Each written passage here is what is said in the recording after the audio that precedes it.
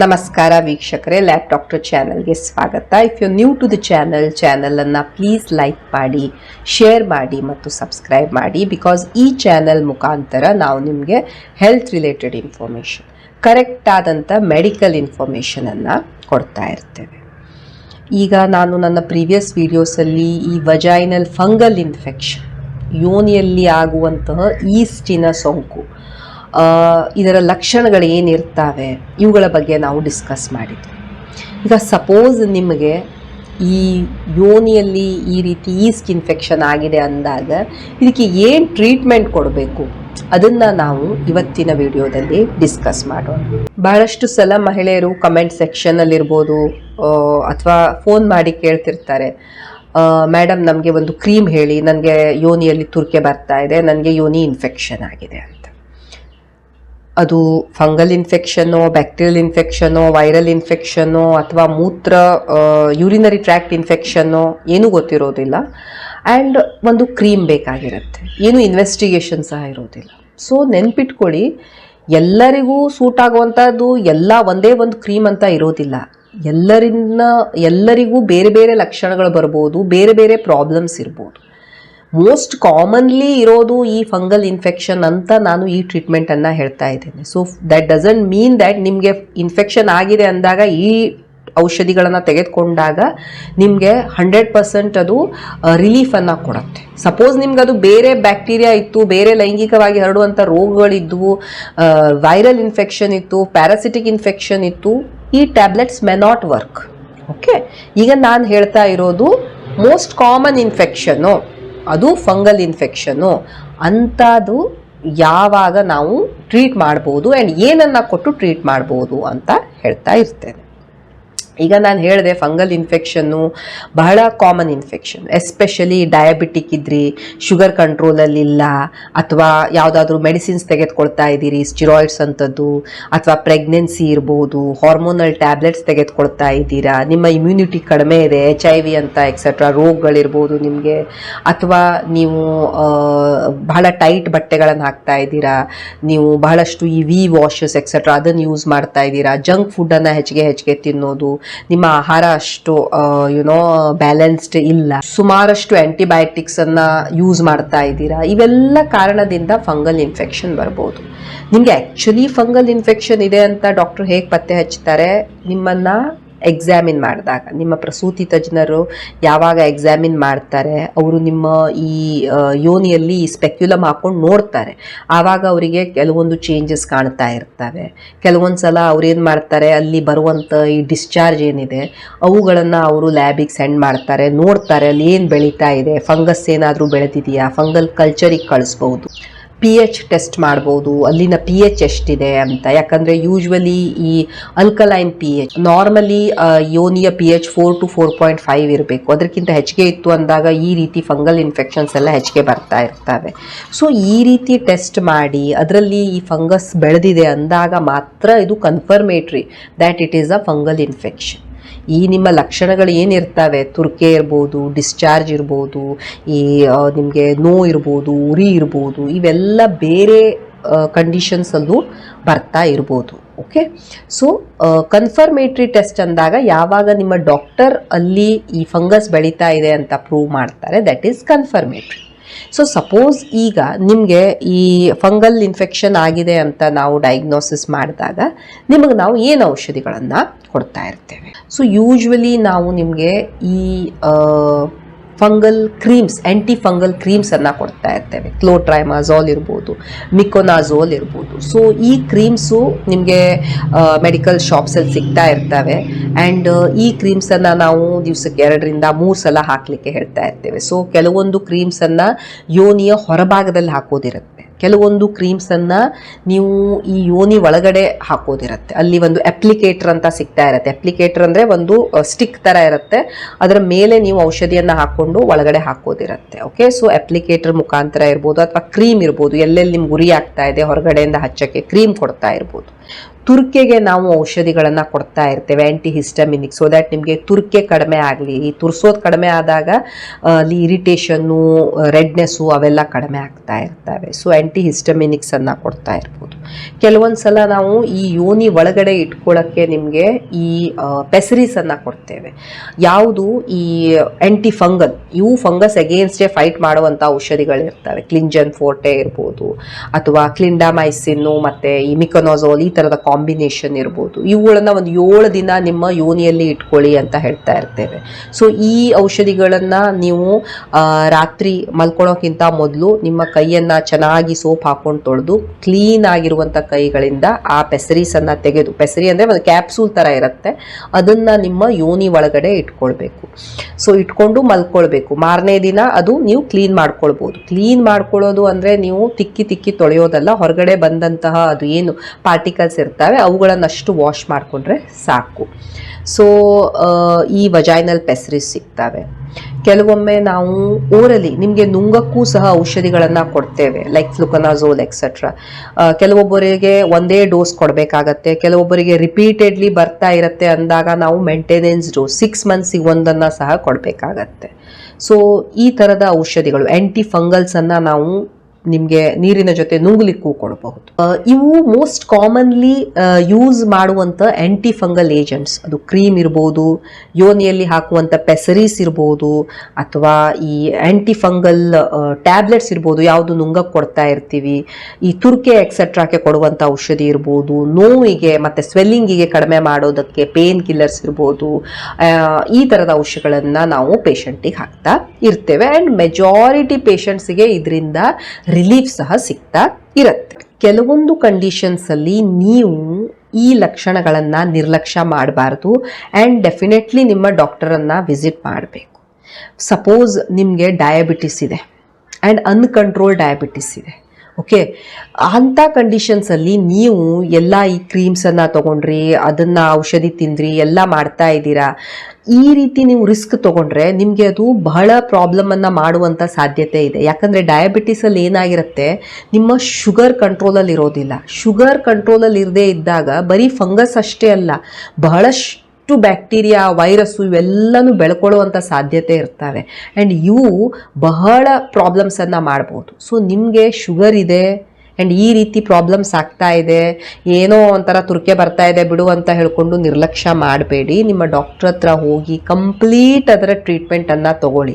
And ನೀವು ಎಷ್ಟೇ ಟ್ರೀಟ್ಮೆಂಟನ್ನು ತಗೊಳ್ಳಿ, ನಿಮ್ಮ ಶುಗರ್ ಕಂಟ್ರೋಲ್ ಇರಲಿಲ್ಲ ಅಂದಾಗ ಈ ಟ್ರೀಟ್ಮೆಂಟ್ ಯಾವುದಕ್ಕೂ ಉಪಯೋಗ ಆಗೋದಿಲ್ಲ. ನಿಮ್ಮ ಶುಗರ್ ಕಂಟ್ರೋಲ್ ಮಾಡೋದು ಬಹಳ ಇಂಪಾರ್ಟೆಂಟ್ ಇರುತ್ತೆ.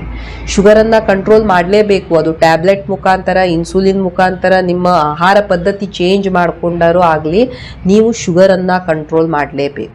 ಸೊ ಡಯಾಬಿಟಿಕ್ಸ್ ಇದ್ದವರು ಈ ರೀತಿ ಇನ್ಫೆಕ್ಷನ್ ಆದಾಗ ಈ ರೀತಿ ಎಲ್ಲ ಔಷಧಿಗಳನ್ನು ಟ್ರೈ ಮಾಡೋದು ಬಿಟ್ಟು ಡಾಕ್ಟರ್ ಹತ್ರ ಕನ್ಸಲ್ಟ್ ಮಾಡೋದು ಬಹಳ ಒಳ್ಳೆಯದು. ನಿಮಗೆ ಪರ್ಸಿಸ್ಟೆಂಟ್ ಎಷ್ಟೇ ಮಾಡಿದರೂ ಈ ಸಿಂಪ್ಟಮ್ಸ್ ಹೋಗ್ತಾ ಇಲ್ಲ ನಿಮಗೆ, ಓಕೆ, ಯಾವಾಗ್ಲೂ ಈ ರೀತಿ ಆಗ್ತಾನೆ ಇರುತ್ತೆ. ಪರ್ಸಿಸ್ಟೆಂಟ್ಲಿ ನಿಮಗೆ ಈ ರೀತಿ ಲಕ್ಷಣಗಳು ಇದ್ದಾಗ ಸಹ ಹೋಗಬೇಕು. ಯಾಕಂದರೆ ಇದು ಫಂಗಸ್ ಇರಲಿಕ್ಕಿಲ್ಲ, ಬೇರೆ ಏನಾದರೂ ಇರ್ಬೋದು, ಬ್ಯಾಕ್ಟೀರಿಯಾ ಇರ್ಬೋದು, ವೈರಸ್ ಇರ್ಬೋದು, ಏನಾದರೂ ಬೇರೆ ಪ್ಯಾರಾಸೈಟಿಕ್ ಇರ್ಬೋದು. ಅದನ್ನು ಬಿಟ್ಟು ನಾವು ಎವ್ರಿ ಟೈಮ್ ನಿಮಗೆ ಫಂಗಸ್ಸಿನಂತಾನೆ ಟ್ರೀಟ್ ಮಾಡ್ತಾ ಇದ್ದರೆ ಅದು ಉಪಯೋಗ ಆಗೋದಿಲ್ಲ. ಸೊ ನಾವು ಪತ್ತೆ ಹಚ್ಬೋದು, ನಿಮಗೆ ಅಲ್ಲಿಂದ ಸ್ವಾಪ್ ತೆಗೆದು ನೋಡ್ಬೋದು, ಅಲ್ಲಿಂದ ಗ್ರೋತ್ ಏನಾಗ್ತಾ ಇದೆ ಅಂತ ನೋಡ್ಕೊಳ್ಬಹುದು ಆ್ಯಂಡ್ ಅದ್ರ ಪ್ರಕಾರ ಟ್ರೀಟ್ ಮಾಡ್ಬೋದು. ಸೊ ನಿಮ್ಮ ಲಕ್ಷಣಗಳು ನಿರಂತರವಾಗಿ ಹಾಗೇ ಇತ್ತು ಅಂದಾಗ ಡೆಫಿನೆಟ್ಲಿ ಡಾಕ್ಟರನ್ನು ಭೇಟಿಯಾಗಿ. ನಿಮಗೆ ಲಕ್ಷಣಗಳು ವರ್ಸನ್ ಆಗ್ತಾ ಇದ್ದಾವೆ ಅಂದರೆ ನಿಮಗೆ ಬರೀ ಫಸ್ಟು ತುರ್ಕೆ ಇತ್ತು, ಸ್ವಲ್ಪ ನೋವು ಇತ್ತು, ಉರಿ ಇತ್ತು, ಈಗ ಹೊಟ್ಟೆ ನೋವು ಬರ್ತಾ ಇದೆ, ಡಿಸ್ಚಾರ್ಜು ಬರ್ತಾ ಇದೆ, ವಾಸನೆ ಬರ್ತಾ ಇದೆ, ದಿನ ಬಿಟ್ಟು ದಿನ ನಿಮಗೆ ಲಕ್ಷಣಗಳು ಇನ್ನೂ ಕೆಟ್ಟದಾಗ್ತಾ ಇದೆ ಅಂದಾಗ ನೀವು ಮತ್ತೆ ಮನೆಯಲ್ಲೇ ಕುತ್ಕೊಂಡು ಇದೇ ಔಷಧಿ ನುಂಗದೆ, ಮನೆ ಮದ್ದನ್ನು ಮಾಡದೆ, ಈ ರೀತಿ ಎಲ್ಲ ಮಾಡ್ತಾ ಇರಬಾರ್ದು. You should go and meet your doctor because it could be something else and ಅದು ಪ್ರಾಬ್ಲಮ್ಸನ್ನು ಸಹ ಮಾಡ್ಬೋದು. ಈ ಯಂಗ್ ವಿಮೆನ್ನಲ್ಲಿ ಈ ರೀತಿ ಲಕ್ಷಣಗಳು ಬಂದು ಅವರಿಗೆ ಹೊಟ್ಟೆ ನೋವು ಎಲ್ಲ ಪದೇ ಪದೇ ಬರ್ತಾ ಇರೋದು, ಈ ರೀತಿ ಎಲ್ಲ ಆದಾಗ ಅವರಿಗೆ ಶ್ರೋಣಿಯ ಉರಿಯೂತದ ರೋಗವಾಗ್ಬೋದು, ಪೆಲ್ವಿಕ್ ಇನ್ಫ್ಲಮೇಟರಿ ಡಿಸೀಸ್, ಇದರಿಂದ ಟ್ಯೂಬ್ ಬ್ಲಾಕ್ ಆಗೋದು, ಮುಂದೆ ಮಕ್ಕಳಾಗಕ್ಕೆ ಪ್ರಾಬ್ಲಮ್ ಆಗೋದು, ಈ ರೀತಿ ಸಹ ಕಾಂಪ್ಲಿಕೇಶನ್ಸ್ ಆಗತ್ತೆ. ಸೊ ನಿಮಗೆ ಪದೇ ಪದೇ ಆಗ್ತಾ ಇದೆ, ಸಿಂಪ್ಟಮ್ಸ್ ಹೋಗ್ತಾನೇ ಇಲ್ಲ, ಅದ್ರ ಜೊತೆ ನಿಮಗೆ ಹೊಟ್ಟೆ ನೋವು, ಈ ರೀತಿ ಪ್ರಾಬ್ಲಮ್ಸ್ ಎಲ್ಲನೂ ಸೇರ್ಕೊಳ್ತಾ ಇದ್ದಾವೆ, yes, go and meet your doctor. Frequently ನಿಮ್ಗೆ ಇನ್ಫೆಕ್ಷನ್ ಒಂದು 2 ತಿಂಗಳಿಗೆ ಬರ್ತಾ ಇದೆ, ಈ ರೀತಿ ಇನ್ಫೆಕ್ಷನ್ ನಿಮಗೆ ಪದೇ ಪದೇ ಈ ರೀತಿ ಇನ್ಫೆಕ್ಷನ್ ಆಗ್ತಾ ಇದೆ ಅಂದಾಗೂ ಸಹ ನೋಡಬೇಕು. ಯಾಕೆ ಪದೇ ಪದೇ ಇನ್ಫೆಕ್ಷನ್ ಆಗ್ತಾ ಇದೆ? ನಿಮ್ಮ ಇಮ್ಯುನಿಟಿ ಏನಾದರೂ ಕಡಿಮೆ ಆಗಿದೆಯಾ, ನಿಮಗೆ ಶುಗರ್ ಏನಾದರೂ ಬಂದಿದೆಯಾ, ಅಥವಾ ನಿಮ್ಗೆ ಬೇರೆ ಏನಾದರೂ ಲೈಂಗಿಕವಾಗಿ ಹರಡುವಂಥ ರೋಗಗಳು ಬಂದಿದ್ದಾವ? ಯಾಕೆ ನಿಮಗೆ ಈ ರೀತಿ ಪದೇ ಪದೇ ಇನ್ಫೆಕ್ಷನ್ ಆಗ್ತಾ ಇದೆ ಅದನ್ನು ಸಹ ಪತ್ತೆ ಹಚ್ಚಬಹುದು. ಸೊ ಫ್ರೀಕ್ವೆಂಟ್ ಇನ್ಫೆಕ್ಷನ್ ಆದಾಗ ಮತ್ತೆ ನಿಮ್ಮ ಡಾಕ್ಟರನ್ನು ಭೇಟಿ ಆಗಬೇಕು. ಇಂಟೆನ್ಸ್ ಡಿಸ್ಕಂಫರ್ಟ್, ನಿಮಗೆ ಬಹಳನೇ ನಿಮಗೆ ಲಕ್ಷಣಗಳು ಸಿವಿಯರ್ ಆಗಿದೆ, ಸಿವಿಯರ್ ಪೇನು, ನಿಮಗೆ ಲೈಂಗಿಕ ಕ್ರಿಯೆ ಮಾಡಬೇಕಾದ್ರೆ ಬಹಳ ನೋವು ಅಥವಾ ಬಹಳ ರೆಡ್ನೆಸ್ ಆಗಿದೆ, ಅಲ್ಲಿ ಬಹಳ ಹುಣ್ಣಾಗಿದೆ, ಬ್ಲೀಡಿಂಗ್ ಆಗ್ತಾ ಇದೆ, ಪ್ಲೀಸ್ ನೀವು ಈ ಥರದ ಔಷಧಿಗಳನ್ನೆಲ್ಲ ಮನೆಯಲ್ಲೇ ಟ್ರೈ ಮಾಡ್ತಾ ಇರಬೇಡಿ. ಹೋಗಿ ಡಾಕ್ಟ್ರನ್ನು ತೋರಿಸ್ಕೊಳ್ಳಿ. ಅದು ಫಂಗಲ್ ಇನ್ಫೆಕ್ಷನ್ನು ಅಥವಾ ಬೇರೆ ಏನು ಇನ್ಫೆಕ್ಷನ್ನು ಅದನ್ನು ಫಸ್ಟ್ ಪತ್ತೆ ಹಚ್ಕೊಳ್ಬೋದು. ಸಿವಿಯರ್ ಇದ್ದಾಗ ನಾವು ಸ್ವಲ್ಪ ಬೇರೆ ಟೈಪ್ ಆಫ್ ಔಷಧಿಗಳನ್ನು ನಿಮಗೆ ಕೊಡ್ಬೋದು, ಸೊ ದ್ಯಾಟ್ ನಿಮ್ಗದು ರಿಲೀಫನ್ನು ಕೊಡುತ್ತೆ. ಅದನ್ನು ಬಿಟ್ಟು ನೀವು ಮನೆಯಲ್ಲೇ ನಾನು ಇದೇ ಔಷಧಿಗಳನ್ನು ಟ್ರೈ ಮಾಡ್ತೀನಿ ಅಂದಾಗ ಟೈಮ್ ಜಾಸ್ತಿ ವೇಸ್ಟ್ ಆಗ್ಬೋದು ಆ್ಯಂಡ್ ನಿಮ್ಮ ಸಿಂಪ್ಟಮ್ಸ್ ವರ್ಸನ್ ಆಗ್ಬೋದು. ಪ್ರೆಗ್ನೆಂಟ್ ಇದ್ದೀರಾ ಆ್ಯಂಡ್ ಮಗುವಿಗೆ ಹಾಲು ಉಣಿಸ್ತಾ ಇದ್ದೀರಾ, ಡೆಫಿನೆಟ್ಲಿ ನೀವು ಈ ರೀತಿ ಯಾವುದೇ ಔಷಧಗಳನ್ನು ಟ್ರೈ ಮಾಡಬಾರ್ದು. ಬಹಳಷ್ಟು ಸಲ ಮಹಿಳೆಯರು ಕಮೆಂಟ್ ಮಾಡ್ತಾ ಇರ್ತಾರೆ, ಮೇಡಮ್ ನನಗೆ ತುಂಬ ತುರಿಕೆ ಬರ್ತಾ ಇದೆ, ನಾನು ಯಾವ ಔಷಧಿ ತಗೊಳ್ಬೇಕು ಅಂತ. ಪ್ರೆಗ್ನೆನ್ಸಿಯಲ್ಲಿ ಎಲ್ಲ ಔಷಧಿಗಳು ಸೇಫ್ ಇರೋದಿಲ್ಲ. ಬಹಳಷ್ಟು ಔಷಧಿಗಳನ್ನು ಕಾಂಟ್ರಾ ಇಂಡಿಕೇಟ್, ತೆಗೆದುಕೊಳ್ಬಾರ್ದು ಪ್ರೆಗ್ನೆನ್ಸಿಯಲ್ಲಿ ಅಂತ ಹೇಳ್ತಿರ್ತಾರೆ. ಯಾಕಂದರೆ ಅದು ಹುಟ್ಟುವಂಥ ಮಗುವಿಗೂ ಸಹ ಪ್ರಾಬ್ಲಮ್ ಮಾಡಬಹುದು. ಸೊ ಬೆಸ್ಟ್ ಅಂತ ಹೇಳಿದರೆ ನೀವು ನಿಮ್ಮ ಡಾಕ್ಟರ್ ಹತ್ರ ಹೋಗಬೇಕು. ಯಾಕಂದರೆ ನಿಮ್ಮ ಡಾಕ್ಟ್ರಿಗೆ ಗೊತ್ತಿರುತ್ತೆ ನಿಮ್ಗೆ ಕಾಯಿಲೆ ಇದೆ, ನಿಮ್ಮ ಪ್ರೆಗ್ನೆನ್ಸಿ ಎಷ್ಟು ಚೆನ್ನಾಗಿ ನಡೀತಾ ಇದೆ, ನಿಮ್ಗೆ ಏನೇನು ಪ್ರಾಬ್ಲಮ್ ಇದೆ, ಯಾವ ಔಷಧಿ ಹಾಕಿದರೆ ನಿಮ್ಗೆ ಏನಾಗ್ಬೋದು ಅಂತ. So she is the best person to tell you. ಯಾವುದೋ ಒಂದು ಜಸ್ಟ್ ನಾನು ಕಮೆಂಟ್ ಮಾಡಿ ನನಗೆ ಯಾವ ಔಷಧಿ ತಗೊಳ್ಳಿ ಅಂದಾಗ ವಿ ಡೋಂಟ್ ನೋ, ನಾವು ನಿಮ್ಗೆ ಯಾವುದೋ ಒಂದು ಆ್ಯಂಟಿ ಫಂಗಲ್ ಬರಿಬೋದು, but that anti fungal may not be safe. Okay, so ನೀವು ಪ್ರೆಗ್ನೆಂಟ್ ಇದ್ದೀರಿ ಆ್ಯಂಡ್ ಮಗುವಿಗೆ ಹಾಲು ಉಣಿಸ್ತಾ ಇದ್ದೀರಾ, it is very risky that ಈ ಥರದ ಔಷಧಿಗಳನ್ನು ತಗೊಳ್ಳೋದು. ನೀವು ನಿಮ್ಮ ಡಾಕ್ಟರನ್ನು ಕನ್ಸಲ್ಟ್ ಆಗಲೇಬೇಕು. ಕೆಲವೊಂದು ಸಲ ಈ ರೀತಿ ಇನ್ಫೆಕ್ಷನ್ನಿಂದ ಮಗುವಿಗೂ ಸಹ ಪ್ರಾಬ್ಲಮ್ ಆಗುತ್ತೆ. ಕೆಲವೊಬ್ಬರಿಗೆ ಪ್ರೀ ಟರ್ಮ್ ಡೆಲಿವರಿ, ಟೈಮ್ಗಿಂತ ಮೊದಲೇ ಡೆಲಿವರಿ ಆಗಿಬಿಡುತ್ತೆ, ಮಗುವಿಗೂ ಇನ್ಫೆಕ್ಷನ್ ಆಗೋ ಸಾಧ್ಯತೆ ಎಲ್ಲ ಇರುತ್ತೆ. ಆ್ಯಂಡ್ ಈ ರೀತಿ ಪ್ರಾಬ್ಲಮ್ ಬರಬಾರ್ದು ಅಂದಾಗ ನಿಮಗೆ ಇನ್ಫೆಕ್ಷನ್ ಆಗ್ತಾ ಇದೆ, ತುರ್ಕೆ ಬರ್ತಾ ಇದೆ, ನೋವಾಗ್ತಾ ಇದೆ, ಡಾಕ್ಟರ್ ಹತ್ರ ಹೋಗಿ ತೋರಿಸ್ಕೊಳ್ಳಿ. ಅವ್ರು ನಿಮಗೆ ಸೇಫ್ ಆದಂಥ ಮೆಡಿಸಿನ್ಸನ್ನು ಸಜೆಸ್ಟ್ ಮಾಡ್ತಾರೆ. ನಿಮ್ಮ ಹಸ್ಬೆಂಡಿಗೂ ಸಹ ಈ ರೀತಿ ಸಿಂಪ್ಟಮ್ಸ್ ಇದೆ ಅಂದಾಗ ಸಹ ನೀವು ಡಾಕ್ಟ್ರನ್ನು ಭೇಟಿ ಆಗಬೇಕು. ಯಾಕಂದರೆ ಇಬ್ಬರಿಗೂ ಆವಾಗ ನಾವು ಟ್ರೀಟ್ ಮಾಡಬೇಕಾಗತ್ತೆ ಆ್ಯಂಡ್ ಇಬ್ಬರಿಗೂ ನಾವು ಇದೇ ಮೆಡಿಸಿನ್ಸ್ ಅಲ್ಲ ಬೇರೆ ಮೆಡಿಸಿನ್ಸನ್ನು ಹಾಕಬೇಕಾಗತ್ತೆ. ಸೊ ಪಾರ್ಟ್ನರಿಗೂ ಸಿಂಪ್ಟಮ್ಸ್ ಇದೆ ಅಂದಾಗ ಹಸ್ಬೆಂಡ್ ಆ್ಯಂಡ್ ವೈಫ್ ಇಬ್ಬರೂ ಸಹ ಕೆಲವೊಂದು ಬೇರೆ ಟೆಸ್ಟ್ಗಳನ್ನು ಮಾಡಿಕೊಂಡು ಟ್ರೀಟ್ಮೆಂಟನ್ನು ಮಾಡ್ಕೊಳ್ಬೇಕಾಗತ್ತೆ. ಸೊ ಪಾರ್ಟ್ನರ್ ಸಿಂಪ್ಟಮ್ಸ್ ಇದ್ದಾಗ ನೆಕ್ಸ್ಟ್ ಅನ್ಸರ್ಟನ್ ಡಯಾಗ್ನೋಸಿಸ್. ನಿಮಗೆ ಡಯಾಗ್ನೋಸಿಸೇ ಡೌಟ್ ಇದೆ, ವೆದರ್ ಇಟ್ ಈಸ್ ಫಂಗಲ್ಲೋ ಅಥವಾ ಬೇರೆ ಏನಾದರೂ ಲೈಂಗಿಕವಾಗಿ ಹರಡುವಂಥ ರೋಗ ಇರಬಹುದು, ಈ ರೀತಿ ನಿಮಗೆ ಲಕ್ಷಣಗಳು ಇತ್ತು ಅಂದಾಗ ನೀವು ನಿಮ್ಮ ಡಾಕ್ಟರನ್ನು ಭೇಟಿ ಆಗಬೇಕು. ಸೊ ಈಗ ನಾನು ಹೇಳಿದಂಥ ಎಲ್ಲ ಕಂಡೀಷನ್ಸಲ್ಲಿ it is always better that ನೀವು ನಿಮ್ಮ ಡಾಕ್ಟರನ್ನು ಕನ್ಸಲ್ಟ್ ಮಾಡಿ. ಬಹಳಷ್ಟು ಜನರಿಗೆ ಡಾಕ್ಟರ್ ಹತ್ರ ಹೋಗೋಕ್ಕೆ ಮುಜುಗರ ಆಗ್ತಾ ಇರುತ್ತೆ, ಡಾಕ್ಟರ್ ಹತ್ರ ಹೋಗೋದು ಬೇಕಾಗಿರೋದಿಲ್ಲ, ಏನೋ ಒಂದು ಕ್ರೀಮ್ ಹಚ್ಕೊಂಡ್ರೆ ಸಾಕು ಅಂತಿರ್ತಾರೆ, ಕ್ರೀಮ್ ಹಚ್ತಾನೇ ಇರ್ತಾರೆ ಟಿಲ್ ದ ಟೈಮ್ ಅವ್ರಿಗೆ ಗೊತ್ತಾಗತ್ತೆ ಅವರಿಗೆ ಬೇರೆದೋ ಏನೋ ರೋಗ ಮೆತ್ಕೊಂಡಿದೆ ಅಂತ. ಸೊ ಪದೇ ಪದೇ ಇನ್ಫೆಕ್ಷನ್ನು, ಬಹಳ ಸಿವಿಯರ್ ಇನ್ಫೆಕ್ಷನ್ನು, ಪ್ರೆಗ್ನೆನ್ಸಿ, ಹಾಲು ಉಣಿಸ್ತಾ ಇದ್ದೀರಾ, ಪಾರ್ಟ್ನರಿಗೂ ಪ್ರಾಬ್ಲಮ್ ಇದೆ, ಡಯಾಬಿಟಿಸ್ಸು, ನಿಮ್ಮ ಜೀವನದ ಗುಣಮಟ್ಟವೇ ಇದರಿಂದ ಪ್ರಾಬ್ಲಮ್ ಆಗ್ತಾ ಇದೆ ಅಂದಾಗ ನೀವು ಈ ರೀತಿ ಟ್ಯಾಬ್ಲೆಟ್ಸನ್ನು ನಿಮ್ಮ ಓನ್ ತೆಗೆದುಕೊಳ್ಳೋದು ಒಳ್ಳೆಯದಲ್ಲ. ಡಾಕ್ಟರ್ ಕನ್ಸಲ್ಟ್ ಮಾಡಿ ಪತ್ತೆ ಹಚ್ಕೊಳ್ಳಿ and then get it treated. Once in a while ಹೀಗಾಯಿತು, ಅಷ್ಟು ಸಿವಿಯರ್ ಇಲ್ಲ, you want to give it a try, that is fine.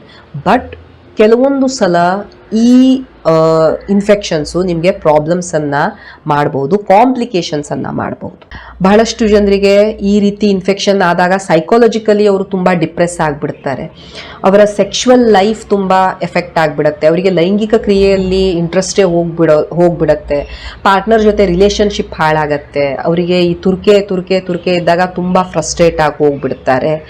ಈ ರೀತಿ ಇನ್ಫೆಕ್ಷನ್ ಪದೇ ಪದೇ ಆದಾಗ ಅವರಿಗೆ ಬೇರೆ ರೋಗಗಳು ಲೈಕ್ ಐ ಟೋಲ್ಡ್ ಯು ಶ್ರೋಣಿಯ ಉರಿಯೂತದ ರೋಗ ಎಕ್ಸೆಟ್ರಾ ಆ ರೀತಿ ಡಿಸೀಸಸ್ ಬಂದ್ಬಿಡ್ಬಹುದು. ಸೆಕೆಂಡ್ರಿ ಇನ್ಫೆಕ್ಷನ್ ಇದರಿಂದ ಅವರಿಗೆ ಬೇರೆ ಇನ್ಫೆಕ್ಷನ್ ಸಹ ಮೆತ್ಕೊಳ್ಬಹುದು. ಸೊ ಇವೆಲ್ಲ ಕಾಂಪ್ಲಿಕೇಶನ್ಸ್ ಆಗುವಂತಹ ಸಾಧ್ಯತೆ ಆ ಮಹಿಳೆಯಲ್ಲಿ ಇರುತ್ತೆ. ಸೊ ಪ್ರಾಬ್ಲಮ್ ಆಯಿತು, ಎಸ್, ಪತ್ತೆ ಹಚ್ಕೊಳ್ಳಿ ಆ್ಯಂಡ್ ಅದಕ್ಕೆ ಕರೆಕ್ಟಾದಂಥ ಟ್ರೀಟ್ಮೆಂಟನ್ನು ತೆಗೆದುಕೊಳ್ಳಿ.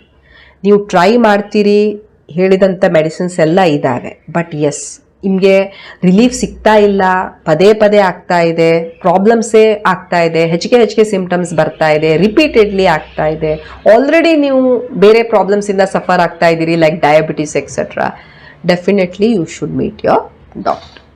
Thank you so much for watching the video. Please like, share and subscribe the channel. Thank you.